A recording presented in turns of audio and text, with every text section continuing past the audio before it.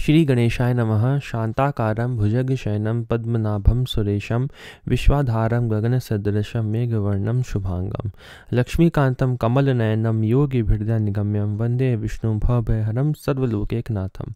प्रह्लाद नारद पराशर पुंडरीक व्यासाम्बरीश शुक शौनक भीष्मदालभ्यान रुक्मांगदार्जुन वशिष्ठ विभीषण आदीन पुण्यानिमान परम भागवतान स्मरामि। शुरू करते हैं। श्री भक्तमाल का 64वां छपा पढ़ेंगे, जिसमें हम लोग सुखानंद जी के बारे में पढ़ेंगे। इसके बाद हम लोग श्री सुरसुरानंद जी और श्री सुरसुरी जी के बारे में भी पढ़ेंगे। सुखानंद जी जो है वह शंकर जी के अवतार हैं और सुरसुरानंद जी जो है वह नारद जी के अवतार हैं। ठीक है, शुरू करते हैं सुखानंद जी के बारे में। 64वां छप्पे। भक्ति दान भय हरन भुज सुखानंद पारस परस, सुख सागर की छाप राग गौरी रुचि न्यारी, पद रचना गुरु मंत्र मनो आगम अनुहारी, निस दिन प्रेम प्रवाह द्रवत भूधर ज्यों निर्झर, हरि गुण कथा अगाध भाल राजत लीला भर, संत कंज पोषण विमल अति पीयूष सरसी सरस, भक्ति दान भय हरन भुज सुखानंद पारस परस। श्री सुखानंद जी की भुजा आश्रित जनों को भक्ति का दान देने वाली और संसार का भय हरने वाली थी, और इनका स्पर्श लौहवत विमुख दुष्ट जनों को स्वर्णवत साधु सदाचारी बनाने के लिए पारस मणि के समान था। ये अपने पदों में सुख सागर की छाप लगाते थे। राग गौरी में इनकी विलक्षण रुचि थी। इनके द्वारा रचे गए पद मानो गुरु मंत्र तुल्य होते थे तथा इनकी रचना शास्त्र सम्मत होती थी। इनके हृदय में निरंतर प्रेम का प्रवाह उमड़ता रहता था और इनकी आंखों से ऐसा अविरल अश्रुपात होता रहता था जैसे पहाड़ से झरना झर रहा हो। भगवान के अनंत गुण कथा तथा लीला से परिपूर्ण इनका उन्नत ललाट अत्यंत सुशोभित लगता था। ये संत समुदाय रूपी कमल वन का पोषण करने के लिए सूर्य तथा अत्यंत निर्मल सरस अमृत के सरोवर के समान थे। अब हम इसी छप्पे के बारे में कुछ अधिक बातें पढ़ेंगे। जैसे इसमें लिखा है भक्ति दान भय हरन। भय हरन के लिखा है अभय दान सबसे बड़ा दान है। अभय दान सबसे बड़ा दान है। बुद्ध जन ऐसा कहते हैं कि सभी दानों में अभय दान जैसा श्रेष्ठ है वैसा गो पृथ्वी अन्न और स्वर्ण का दान भी नहीं है। इसके लिए एक दृष्टांत दिया हुआ है, एक उदाहरण दिया हुआ है। उसको पढ़ते हैं। लिखा है कि एक अपराधी को प्राण दंड देने का राजा ने आदेश दिया। 3 रानियों ने एक एक दिन का जीवन दान राजा से मांगा और उसे भोजन आदि से संतुष्ट करना चाहा, लेकिन संतुष्ट नहीं हुई। वह उतना संतुष्ट नहीं हुआ, ठीक है, एक एक दिन का जब माना तो, लेकिन राजा से मांगा। लेकिन चौथी रानी ने अभय का वरदान मांगा, जिससे अपराधी बिना कुछ दिए लिए संतुष्ट हो गया। तो अभयदान सबसे बड़ा दान है, इससे हमको मालूम पड़ता है। पद रचना गुरु मंत्र, इसके लिए लिखा है एक बार श्री द्वारकापुरी गए थे। भगवान श्री द्वारकानाथ का दर्शन करके आपने यह पद गाया। कौन सा पद? वह लिखा हुआ है। मधुपरी क्यों ना चलो तुम श्याम, बलि जाऊं रजधानी कैसे छाणी गोकुल धाम। गोकुल ग्राम नंद यशोदा की रट मेटो, बेगी चलो उठी धाम, निसी वासर कहूँ कल ना परती है, सुमिरत तेरो नाम। तब तुम बेनु बजाए बुलाए कालिंदी के तीर, अब ये बातें क्यों बिसरेंगी हरि हलधर दो वीर। गोप वधु ब्रजमंडल मंडन सब मिली जोरे हाथ, सुखानंद स्वामी सुख सागर बेगी चलो उठी साथ। ये पद सुनते ही श्री ठाकुर जी इनके साथ ब्रज को चलने के लिए तैयार हो गए। तब फिर आपने अनुनय विनय करके वहीं रहने को राजी किया। अब आगे कुछ हम लोग विशेष चरित्र पढ़ेंगे सुखानंद जी का। क्या लिखा है उसमें? श्री सुखानंद जी भगवान शंकर के अवतार थे। आपका प्रादुर्भाव उज्जैन के समीप किरीटपुर निवासी पंडित श्री त्रिपुरारी भट्ट जी की धर्मपत्नी गोदावरी बाई जी के गर्भ से वैशाख शुक्ल नवमी श्री जानकी नवमी शुक्रवार तुला लग्न शतभिषा नक्षत्र में हुआ। बचपन का नाम चंद्रहरि था। ये नित्य प्रति माता के साथ जाकर भगवान के मंदिर में आरती का दर्शन एवं चरणामृत पान करते हैं। जन्म से ही अर्ध निमीलित नेत्र थे। रोग नहीं योग के लक्षण थे। बचपन में ही बगीचे में जाने पर एक विशाल विषधर सर्प बालक के सिर पर फन लगाए बैठा है। लोग देखकर डर गए। प्रार्थना करने पर सर्प अदृश्य हो गया। अल्पकाल में संपूर्ण श्रुति शास्त्रों का सम्यक ज्ञान प्राप्त कर लिया। ये जो लिखा है कि सर्प बैठ गया था सिर पे और फिर वह अदृश्य हो गया, ये इससे हमको मालूम पड़ता है कि ये शिव जी के अवतार थे। ठीक है, प्रार्थना करने पर सर्प अदृश्य हो गया। फिर अल्पकाल में संपूर्ण श्रुति शास्त्रों का सम्यक ज्ञान प्राप्त कर लिया, जैसे शंकराचार्य जी को हुआ था ना, वैसे ही। माता पिता को एक ज्योतिषी ने बताया कि 18 साल के बाद जल या दर्पण में प्रतिबिंब देखने पर विरक्त हो जाएगा, अतः माता पिता इन्हें जलाशय में नहीं जाने देते। आपके पितामह जी को शास्त्रार्थ में पराजित होने पर पंडित श्री रंगराज दीक्षित को निश्चित धनराशि देनी पड़ती, अतः श्री चंद्रहरि जी ने उन्हें शास्त्रार्थ में पराजित करके सभी पंडितों का संकट दूर किया। एक बार जलाशय में मुंह देख लिया, अतः तत्काल जगत से उदासीन होकर घर से निकल पड़े। पिताजी ने एक विश्वासी श्री पंचोली जी को इनके साथ कर दिया। एक सिद्ध मुनि का दिव्य आदेश प्राप्त हुआ कि काशी जाओ और श्री स्वामी रामानंदाचार्य जी की शरण ग्रहण करो। एक मुनि थे, कोई सिद्ध मुनि, उन्होंने ये आदेश दिया कि रामानंदाचार्य जी की शरण में जाओ। ठीक है। मार्ग में ही काशी के एक सन्यासी श्री राम भरत जी से भेंट हुई। एक सन्यासी से भेंट हुई जिनका नाम क्या था? राम भरत जी नाम था उनका। और उनके साथ जाकर श्री स्वामी रामानंदाचार्य जी से श्री राम मंत्र की दीक्षा प्राप्त की और इनका नाम श्री सुखानंद जी रखा। श्री राम भरत जी को भी तत्व ज्ञान का उपदेश देकर कृतार्थ किया। श्री गुरुदेव की आज्ञा से श्री चित्रकूट में श्री रामशैया नामक स्थान में रहकर बहुत काल तक भजन किए। एक पर स्त्रीगामी अपराधी को राजा के दंड से अभयदान की भुजा उसके सिर पर फेर कर उसे राजभय से मुक्त कर दिया। राजा के ना मानने पर श्री हनुमान जी ने राजा के दूतों को मार भगाया, तब राजा भी शरण में आ गया। एक बार गौरी राग गाते समय मृग समूह आकर मुग्ध हो गए। राजकुमार के शिकार करने पर श्री सुखानंद जी ने रोका। ना मानने पर मृग सिंह का रूप धरकर राजकुमार पर झपटे, तब आपके चरणों में पड़कर अभय मांगा। तो क्या हुआ? इन्होंने एक राग गाया जिससे जो हिरण था वह मुग्ध हो गया। ठीक है। मृग जो था वह मुग्ध हो गया। राजकुमार ने उसका शिकार करना चाहा, तब वो जो मृग था वह सिंह बनकर उनके ऊपर झपटा। भक्ति का अलभ्य लाभ लेकर घर गया। फिर उनके चरणों में पड़ गया वह, और फिर वह भक्ति का लाभ लेकर राजकुमार जो था वह वापस घर गया। आप संतों की जमात लेकर घूमते थे, लेकिन किसी से याचना नहीं करते थे। एक बार भोजन की व्यवस्था न होने पर श्री हरि का नाम संकीर्तन होने लगा। संकीर्तन से प्रभावित होकर गांव वाले भोजन सामग्री का ढेर लगा दिया। लीला संवरण काल में आपके समक्ष श्री हनुमंत लाल जी प्रकट हुए और आपने अपने को उनमें ही लीन कर अखंड साकेतवास प्राप्त किया। यहीं पे समाप्त होता है सुखानंद जी का चरित्र। अब हम लोग श्री सुरानंद जी का चरित्र पढ़ेंगे।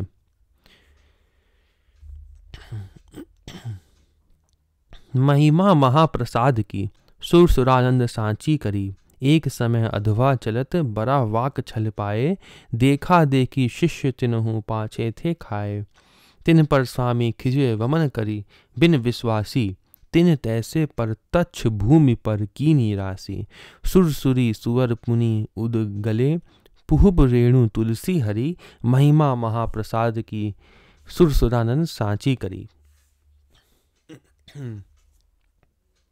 श्री सुरानंद जी ने भगवान के महाप्रसाद की शास्त्रोक्त महिमा को सत्य करके दिखा दिया। एक बार मार्ग में चलते समय एक दुष्ट के वाकछल से बरा पा लिए। यहाँ पे जो लिखा है कि एक बार एक दुष्ट के छल से बरा पा लिए, इसका मतलब क्या है? तो इसके लिए नीचे लिखा है बरा वाक छल पाए। इसका अर्थ क्या हुआ कि एक वैष्णव द्वेषी यवन था। ठीक है। वैष्णव का सा वेश बनाकर मांस मिश्रित उड़द का बरा एक विशेष पकवान बनाकर उस पर तुलसी जल रखकर मार्ग से गुजरने वाले वैष्णवों को खिलाकर धर्म भ्रष्ट एवं बुद्धि भ्रष्ट कर देता था। क्या मिलाता था? वह मांस मिलाता था उड़द के साथ और वह खिला रहा था वैष्णवों को, जिससे उनका धर्म भ्रष्ट हो सके। इसी से कहा गया है कि खाए वस्तु विचारी के, देखे वस्तु विचार, बोले वस्तु विचारी के, यही बड़ो आचार। क्या कहा गया कि वस्तु जो है विचार के खाएं, वस्तु जो है वह देखे वस्तु विचार, जो विचार करके देखें किसी वस्तु को, बोले वस्तु विचार के, बोले जो वो भी विचार कर बोले हैं, यही है बड़ा आचार। ठीक है, तो वो ऐसा काम वो यवन ऐसा कर रहा था। आपकी देखा देखी शिष्यों ने भी पीछे से खूब भरपेट पा लिया।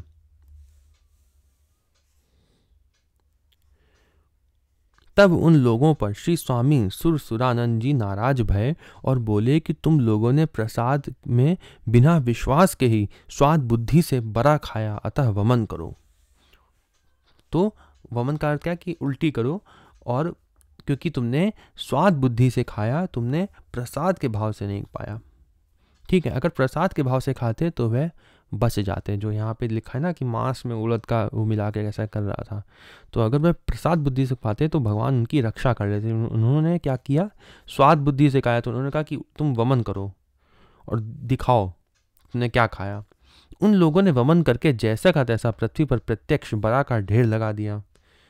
इसके बाद परम साधु श्री सुरसुरी जी के पति, सुरसुरी जी के पति कौन है, यही है सुरसुरानंद जी। तो सुरसुरानंद जी ने जब वमन करके उनको दिखाया तो उनके उदर से हरी तुलसी, फूल और रेणु निकली, और कुछ नहीं निकला। प्रसाद बुद्धि से पाने से उड़द का बरा पुहू रेणु तुलसी हरी हो गया। वह उनके लिए वह ये मांस और उड़द वह नहीं रहा। उनके लिए प्रसाद बुद्धि से उन्होंने खाया तो भगवान ने उनकी रक्षा करी, और केवल उन्होंने तुलसी और फूल और रेणु ही खाया। ठीक है, अब आगे इसमें लिखा है, एकांतवासी महात्मा जी की राजा के यहाँ कर दूषित भोजन करने से चोर बुद्धि हो गई और नवखला 1000 चुरा कर ले गए। आश्रम में जाने पर दस्त संग्रहणी रोग होने से दूषित अन्न का असर समाप्त हो गया। बाद में सद्बुद्धि आने पर राजा के पास महात्मा आए और हार वापस करते हुए बोले, राजन आप पहले ये बतलाइए कि मुझे कैसा अन्न खिलाया गया है। पता लगाने पर यह मालूम हुआ कि वह धन चोर से जब्त किया गया है और चोर ने से सोनार के यहाँ से चोरी की थी, ऐसा धन था वो, इसलिए उनकी ऐसी बुद्धि हो गई थी। तो महात्मा ने कहा, राजन इसी कारण से मेरी चोर बुद्धि हो गई थी। कहावत है कि जैसा खाए अन्न वैसा होए मन। श्री सुरसुरानंद जी ने प्रसाद निष्ठा से कड़ मात्र ग्रहण किया और शिष्यों ने स्वाद बुद्धि से पेट भर दही बड़ा ली पाया। श्री सुरसुरानंद जी ने आचार भ्रष्ट धर्म भ्रष्ट शिष्यों को शिक्षा देने के लिए उल्टी वमन कराया और स्वयं वमन करके प्रसाद निष्ठा को चरितार्थ किया। प्रसाद बुद्धि से खाया गया भोजन निर्विकार होता है और स्वाद बुद्धि से खाया गया भोजन विकृत हो जाता है। श्री सुरसुरानंद जी के मुख से हरी तुलसी निकली जिससे दिव्य सुगंध आ रही थी और शिष्यों के वमन से दुर्गंध आ रही थी। शिष्य लोगों की शुद्धता के लिए श्री सुरसुरानंद जी ने कहा, मेरे उदर से निकला हुआ दिव्य प्रसाद ही तुम लोगों को शुद्ध कर देगा। तब शिष्यों ने हरी तुलसी ग्रहण किया और शुद्धि प्राप्त किया। जो उन्होंने वमन किया था उसी से तुम्हारा क्या हो जाएगा, शुद्ध हो जाएगा तुम्हारा, उन लोगों से कहा सुरसुरानंद जी ने। फिर उन्होंने वह दिव्य तुलसी ग्रहण की। कुछ विशेष चरित्र आगे दिया हुआ है, उसको पढ़ते हैं। श्री स्वामी सुरसुरानंद जी देव ऋषि श्री नारद जी के अवतार थे। आपका प्रादुर्भाव लखनऊ के समीप परखम नामक ग्राम निवासी पंडित श्री सुरेश्वर शर्मा जी की धर्मपत्नी श्रीमती देवी जी की कोख से वैशाख कृष्ण नवमी गुरुवार वृष लग्न शतभिषा नक्षत्र को हुआ था। ठीक है, तो ये नारद जी के अवतार थे। इनका अवतार हुआ क्यों था, इसके लिए आगे लिखा है, अभी हम पढ़ेंगे। आपका बालपन का नाम भायण कुमार था।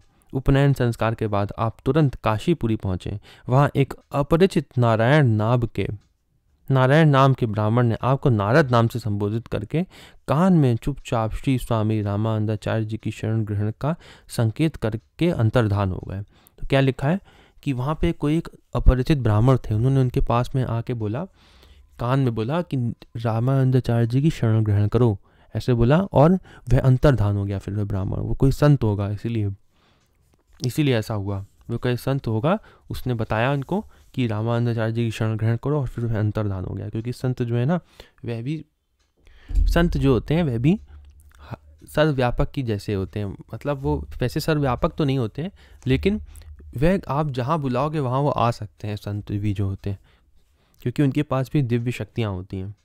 कई लोगों ने मीराबाई के भी दर्शन करे उनके जाने के बाद भी। आगे पढ़ते हैं। मूर्छित अवस्था में इनको, यहाँ से पढ़ना था, अंतर्धान हो गया फिर वह, ठीक है। दिव्य आदेश पाकर श्री स्वामी रामानंदाचार्य जी के पास पहुंचे। फिर वह शंख ध्वनि सुनकर ये मूर्छित हो गए। वह शंख बजाते थे ना स्वामी रामानंदाचार्य जी, तो शंख ध्वनि उन्होंने बजाई तो वह मूर्छित हो गए। मूर्छित अवस्था में इनको अव्यक्त वाणी सुनाई पड़ी कि तुम नारद के अवतार हो, तुमने विवाह की इच्छा की थी, अतः उसको पूर्ण करने के लिए इस रूप में आना पड़ा। जो नारद जी ने इच्छा करी थी ना, हमने रामचरितमानस में पढ़ा था, नारद जी की जो विवाह वाली इच्छा थी, तो इसी के कारण उनको एक नारद जी का अवतार हुआ ये वाला, किसका, सुरसुरानंद जी का। तो अव्यक्त वाणी में कहा गया कि तुम नारद के अवतार हो, विवाह की इच्छा की थी, इनको पूर्ण करने के लिए इस रूप में आना पड़ा। इसके बाद मूर्छा दूर हो गई। उसी समय एक मात्र पितृहीना ब्राह्मण कन्या श्री स्वामी रामानंदाचार्य जी की शरण में आई। उसे सौभाग्यवती भव ऐसा आशीर्वाद दिया और दोनों को सविधि दीक्षा के बाद भायण कुमार का नाम श्री सुरसुरानंद एवं कन्या का पूर्ववत नाम सुरसुरी ही रखा। कन्या का नाम तो पहले से सुरसुरी था, इनका नाम भायण कुमार था, इनका नाम रख दिया सुरसुरानंद, ठीक है। परमार्थ की शिक्षा देकर श्री स्वामी जी ने श्री अनंतानंद जी के द्वारा भगवत प्रसादी माला को कन्या के द्वारा सुरसुरानंद के गले में डलवा कर संबंध जोड़ा। तत्पश्चात श्री स्वामी जी की आज्ञा एवं आशीर्वाद पाकर अपने घर वापस आ गए। श्री नारद जी के रूप में कामदेव हार गया था, अतः बदला लेने के लिए पुनः अपना प्रभाव दिखाया, लेकिन भक्ति के सामने पुनः काम को लज्जित होना पड़ा। कुछ ही दिनों के बाद में श्री सुरसुरी जी भगवत धाम पधार गईं, अतः आचार्य चरण की सेवा में पुनः आ गए। फिर ये आचार्य चरण की सेवा में पुनः आ गए। आपने स्वामी रामानंदाचार्य जी से जीवों के कल्याण की कामना से साधन साध्य निर्णय के संबंध में विविध प्रश्न किए थे, जिनका समाधान श्री स्वामी जी के द्वारा रचित वैष्णव मताब्ज भास्कर नामक ग्रंथ में किया गया है। तो ये एक ग्रंथ है जिसका नाम है वैष्णव मताब्ज भास्कर, ये श्री रामानंदाचार्य जी ने किया है। तो इसी में इनके जो प्रश्न उन्होंने किए थे रामानंदाचार्य जी से, वो इन्होंने रामानंदाचार्य जी ने इसी ग्रंथ में लिखे हैं। श्री अनंतानंद जी से आपने भाष्य ग्रंथों का अध्ययन किया।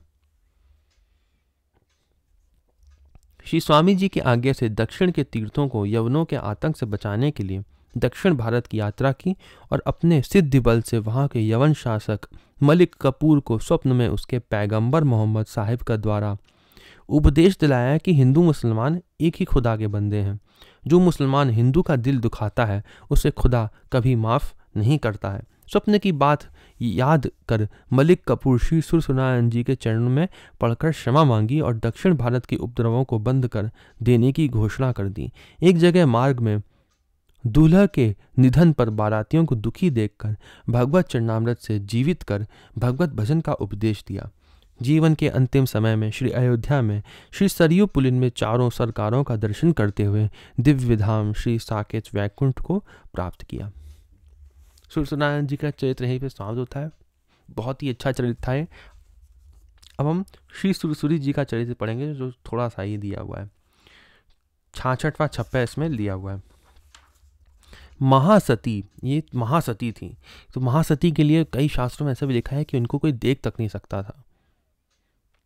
महासती सत उपमा त्यों सत सुरसुरी को रहियो, अति उदार दंपत्ति त्यागी ग्रह बन को गमने, अचरज भयो तहम एक संत सुनी जिनको विमने, जिन हो विमने, बैठे होते एकांत आए असुरनी दुख दियो, सुमिरे सारंग पानी रूप नर हरि को कियो, सुरसुरानंद की घर नीको सत राख्यो नरसिंह जयो, महासती सत उपमा त्यों सत सुरसुरी को रहो। महासतियों जैसे अरुंधति जी, अनसुईया जी, लोपामुद्रा जी, पार्वती जी, सीता जी, सावित्री जी आदि के सतीत्व के सदृश ही सुरसुरी जी का पातिव्रत भी प्रभु कृपा से अक्षुण्ण रहा। अत्यंत उदार दंपति श्री सुरसुरानंद जी एवं सुरसुरी जी वैराग्य पूर्वक गृह त्याग करके भगवत भजन के लिए वन को प्रस्थान किए। वहां वन में एक आश्चर्यजनक घटना घटी। नाभाजी कहते हैं कि हे संतों, उसे सुनकर आप लोग उदास नहीं होना। वह घटना इस प्रकार है। एक दिन ये दोनों एकांत में बैठे हुए भगवान का भजन कर रहे थे। उसी समय दुष्ट मिलेच्छों ने श्री सुरसुरी जी का अपहरण करने के लिए अनेक प्रकार का उपद्रव किया। उस समय दंपत्ति ने श्री शांग्रपाणी भगवान श्री राम जी का स्मरण किया। भक्त के स्मरण करते ही श्री राम जी ने श्री नरसिंह रूप धारण कर असुरों को मार डाला और श्री सुरसुरानंद जी की पत्नी श्री सुरसुरी जी का पातिव्रत्य बचा लिया। नरसिंह भगवान ने आके उनको बचा लिया। भगवान अवश्य रक्षा करते हैं, ऐसा हमने शरणागति के नियमों में भी पढ़ा है। तो ये वीडियो यहीं पे समाप्त करते हैं। अगली वीडियो में हम लोग नरहरियानंद जी के बारे में पढ़ेंगे और पद्मनाभ जी के बारे में पढ़ेंगे। ओम नमो भगवते वासुदेवाय।